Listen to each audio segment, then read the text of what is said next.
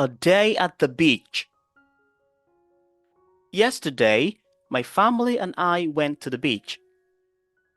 The sky was clear and blue, and the sun was warm.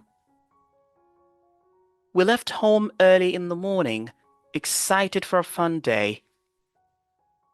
When we arrived, I could hear the gentle sound of the waves. The beach was quiet and soft sand covered the ground. I ran toward the water and felt the cool sea splash on my feet. My sister and I gathered small shells and pebbles from the shore. We even built a small sandcastle near the water. Our parents spread a large, colorful blanket under a tree.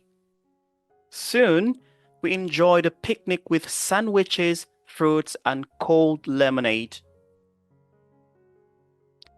After lunch, we played simple games on the beach. I enjoyed running and laughing with my family. In the afternoon, we all took a swim.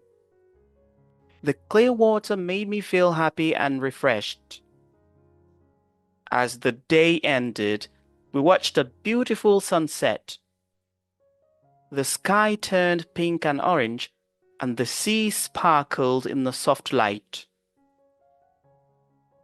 I had a wonderful day at the beach.